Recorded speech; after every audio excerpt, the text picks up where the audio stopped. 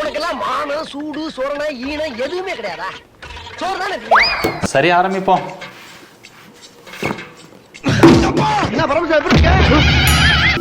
டெக்னோட Phantom we fold ஏற்கனவே open பண்ண box தான், இருந்தாலும் டிஃப்ரெண்டா இருக்கு அப்படிங்கிறதுனால உங்களுக்கு ஓபன் பண்ணி காமிக்கிறேன். என்னடா புத்தலாட்டாது? ஓபன் பண்ணியாச்சு.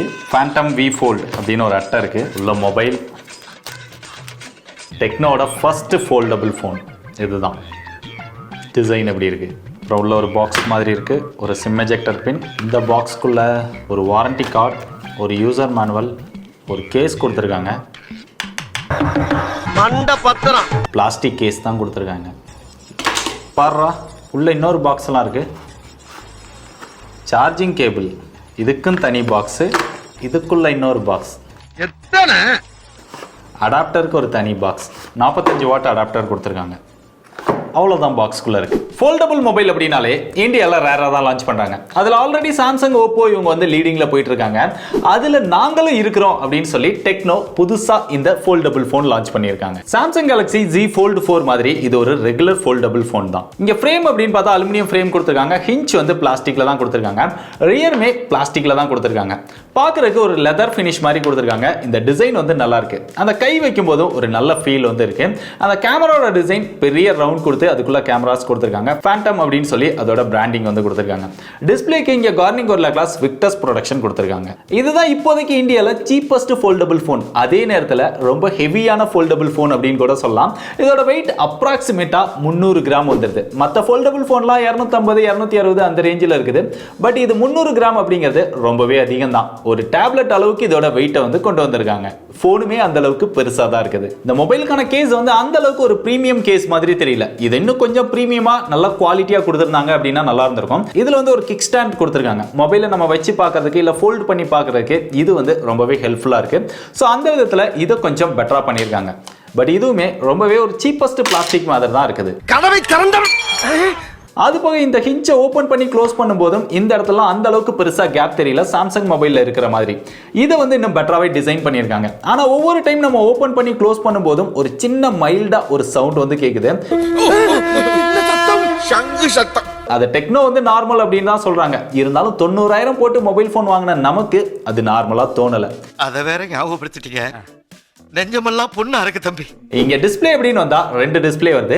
ஓபன் பண்ணா உள்ள ஒரு பெரிய டிஸ்ப்ளே கொடுத்திருக்காங்க. 7.85 இன்ச்ல பார்க்கறதுக்கு ஒரு டேப்லெட் மாதிரியே ஒரு சூப்பரான எக்ஸ்பீரியன்ஸ் கிடைக்குது. இது 2K LTPO display, 120 Hz refresh ரேட்டும் கொடுத்திருக்காங்க. டிஸ்ப்ளேயோட எக்ஸ்பீரியன்ஸ் வந்து நல்லா இருக்கு. அந்த touch response, colours, viewing angles இது எல்லாமே நல்லா இருக்கு. பெரிய டிஸ்ப்ளேல யூஸ் பண்றதுக்கும் நல்லா இருக்கு. அது போக மல்டி டாஸ்கிங் யூஸ் பண்றதுக்கும் நம்ம சைட் பை சைடு ஆப்பை வச்சு யூஸ் பண்ணிக்க முடியுது. எடிட்டிங் பண்றீங்க, இல்ல கேமரால போட்டோஸ் எடுத்து அதை சைட்ல பாக்குறீங்க, இல்ல ஒரே டைம்ல ரெண்டு ஆப் யூஸ் பண்றீங்க அப்படின்னா அந்த சைடு பை சைடு வச்சு யூஸ் பண்றதுக்கும் ரொம்பவே நல்லா இருக்கு. இல்ல சின்ன டிஸ்ப்ளேவா நம்ம யூஸ் பண்ணோம் அப்படின்னு நினைச்சாலுமே இதை அப்படியே ஃபோல்ட் பண்ணிட்டோம் அப்படின்னா இங்க ஒரு டிஸ்ப்ளே வருது. இந்த டிஸ்ப்ளே 6.42 இன்ச் சைஸ் கொடுத்திருக்காங்க. 21:9 aspect ரேஷியோல வருது. அதனால கொஞ்சம் லென்த்தா இருக்கிற மாதிரி தெரியுது. அது போக இது Full HD Plus டிஸ்ப்ளே, உள்ளதான் 2K டிஸ்ப்ளே கொடுத்திருக்காங்க. இதுக்குமே 120 Hz ரெஃப்ரெஷ் ரேட் வருது. அது போக இந்த டிஸ்ப்ளே பார்த்தோம் அப்படின்னா இந்த சைடு வந்து ஃபிளாட்டா கொடுத்துட்டாங்க. பட் இந்த சைடுல கர்வ்டு டிஸ்ப்ளே கொடுத்திருக்காங்க.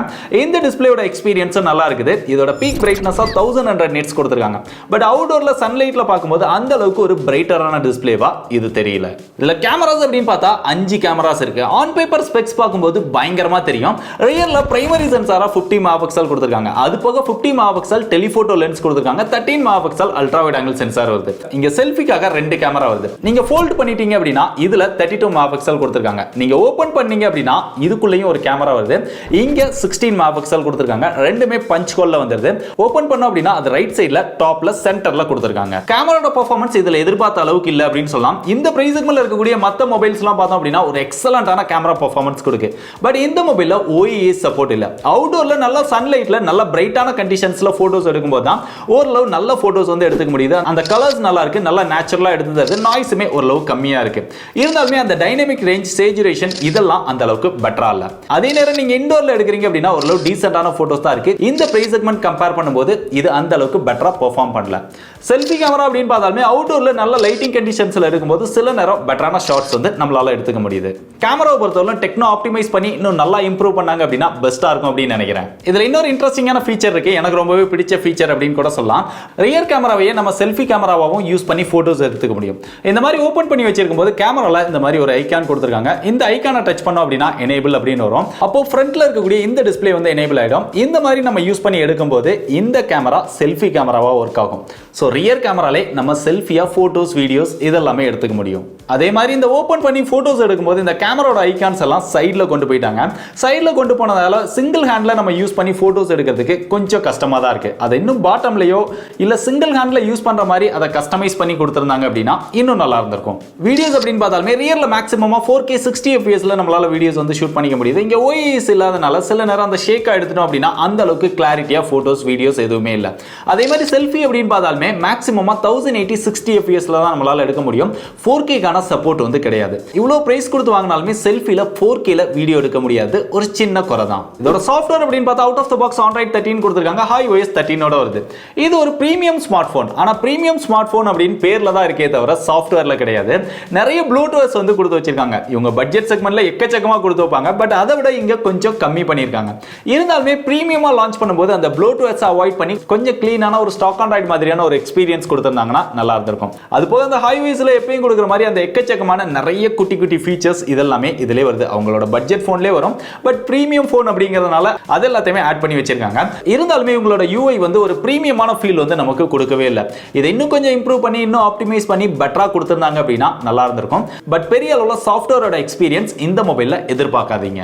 மொபைலோட பிசிக்கல் பிளேஸ்மெண்ட் அப்படின்னு பார்த்தா டாப்ல செகண்டரி நாய்ஸ் கேன்சலேஷன் மைக் கொடுத்திருக்காங்க. அப்படியே இந்த பக்கம் வந்தா இங்க ஸ்பீக்கர் கொடுத்திருக்காங்க. இந்த சைடு வந்தோம் அப்படின்னா எதுவுமே கிடையாது. லெஃப்ட் சைடுல பாட்டம்ல வந்தா இங்க சிம் ஸ்லாட் வருது. அதை ஓபன் பண்ணா டுயல் சிம் கொடுத்திருக்காங்க. ரெண்டு சிம்மே 5G சப்போர்ட் பண்ணும். அது போக இங்க ஒரு ஸ்பீக்கர் வருது. இந்த பக்கம் டைப் சி சார்ஜிங் போர்ட் வருது. இந்த இடத்துல மைக் வருது.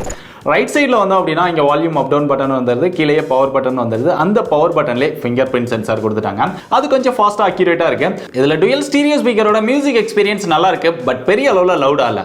அது போக கனெக்டிவிட்டிக்காக இங்கே ப்ளூடூத் வெர்ஷன் 5.3 கொடுத்துருக்காங்க, Wi-Fi 6 கொடுத்துருக்காங்க, NFC கொடுத்துருக்காங்க. இதோட பெர்ஃபார்மன்ஸ் அப்படின்னு பார்த்தா இங்கே ஸ்னாப்டிராகனோட ஃபிளாக்ஷிப் லெவல் ப்ராசஸர் கிடையாது. அதுக்கு பதிலாக இங்கே MediaTek Dimensity 9000+ அப்படிங்கிற ஒரு ப்ராசஸர் வந்து கொடுத்துருக்காங்க. இந்த ப்ராசஸரோட ஆண்ட்ராய்டு ஸ்கோர் அப்படின்னு பார்த்தா 1 மில்லியனுக்கு மேலே வரும் அப்படின்னு சொன்னாங்க, பட் கிட்டத்தட்ட வந்தது 1 மில்லியன் நமக்கு வரல. இதோட கேமிங் பெர்ஃபார்மன்ஸ் இதெல்லாமே நல்லா இருக்குது. ஹையர் எண்ட் கேம்ஸ் எல்லாமே நல்லாவே ஹேண்டில் பண்ணுது. நம்ம ஹெவியா விளையாடும் போதும் பெருசா இந்த மொபைல்ல ஹீட்டிங் இஷ்யூ இல்ல. இருந்தாலுமே ஸ்னாப்டிராகன் கொடுத்திருந்தாங்க அப்படின்னா இன்னும் நல்லா இருந்திருக்கும். கேமராவோட பெர்ஃபார்மன்ஸும் இன்னும் நல்லா இருந்திருக்கும் அப்படின்னு நான் நினைக்கிறேன். இது ஒரு 4nm ப்ராசஸர். இங்க LPDDR5X டைப் RAM வந்து யூஸ் பண்ணிருக்காங்க. UFS 3.1 கான சப்போர்ட் தான் கொடுத்திருக்காங்க. UFS 4.0 சப்போர்ட் வந்து இதுல கொடுக்கல. இதுல பேட்டரி அப்படின்னு பார்க்கும்போது இங்க தான் மாஸ் பண்ணிருக்காங்க அப்படின்னு சொல்லலாம். இந்த மொபைல்ல 5000 mAh பேட்டரி கெபாசிட்டி கொடுத்திருக்காங்க. அது போக 45 வாட் ஃபாஸ்ட் சார்ஜிங் சப்போர்ட் இருக்கு. பாக்ஸ்க்குள்ளே அடாப்டரும் கொடுத்திருக்காங்க, 45 வாட் அடாப்டர். அதை யூஸ் பண்ணி சார்ஜ் பண்ணும்போது 15 நிமிஷத்துல 40% சார்ஜ் பண்ணிட முடியும் அப்படின்னு பிராண்ட் வந்து கிளைம் பண்றாங்க. பேட்டரியோட பெர்ஃபார்மன்ஸ் அப்படின்னு பார்க்கும்போது பெரிய அளவுல இங்க பேட்டரி ட்ரெயின் ஆகிற இஷ்யூவே இல்லைங்க. பேட்டரி பெர்ஃபார்மன்ஸ் ரொம்பவே சாலிடா இருக்கு. பொதுவா பிரீமியம் போன் அப்படினாலே இந்த பேட்டரி ட்ரெயின் ஆகிற இஷ்யூ நிறைய மாடல்ஸ்ல இருக்கும். ஆனா இந்த மொபைல்ல பேட்டரியோட பெர்ஃபார்மன்ஸ் தான் சூப்பரா பண்ணிருக்காங்க. அதையும் நல்லா ஆப்டிமைஸ் பண்ணி கொடுத்திருக்காங்க. சோ டெக்னோ இந்த விதத்துல மட்டும் பெஸ்டா இருக்காங்க. கடைசி அதோட பிரைஸ் அப்படின்னு பார்த்தா இதுல 12GB RAM 256GB internal storage இருக்கிற இந்த மாடல் 88,888 ரூபாய்க்கு அமேசான்ல சேல் பண்றாங்க. இந்த பிரைஸ்க்கு இது ஒர்த்தா அப்படின்னு கேட்டீங்கன்னா அதை நீங்க தான் முடிவு பண்ணணும். டெக்னோ ஒரு டிஃபரெண்டா நாங்களும் சாம்சங், ஓப்போ இவங்கள மாதிரி பெரிய பிராண்டுக்கு போட்டியா இருக்கிறோம் அப்படின்னு சொல்லி இந்த மாதிரி ஒரு டிஃபரெண்டா ட்ரை பண்ணியிருக்காங்க. ஸோ ஃபோல்டபிள் ஃபோன் நல்லா இருக்கு, டிஸ்பிளேயோட எக்ஸ்பீரியன்ஸ் நல்லா இருக்கு, கேமரா இன்னும் கொஞ்சம் இம்ப்ரூவ் பண்ணி இருந்திருக்கலாம், பெர்ஃபார்மன்ஸும் இன்னும் பெஸ்டா கொடுத்திருந்திருக்கலாம். மற்றபடி பேட்டரியோட பெர்ஃபார்மன்ஸ் நல்லா இருக்கு, சாஃப்ட்வேரோட எக்ஸ்பீரியன்ஸ் அந்த அளவுக்கு பிரீமியமா இல்ல. ஸோ இதெல்லாம் உங்களுக்கு ஓகேவா இருந்தது அப்படின்னா தாராளமா ட்ரை பண்ணி பாருங்க. பெஸ்ட் பை லிங்க் டிஸ்கிரிப்ஷன்ல கொடுத்திருக்கேன்.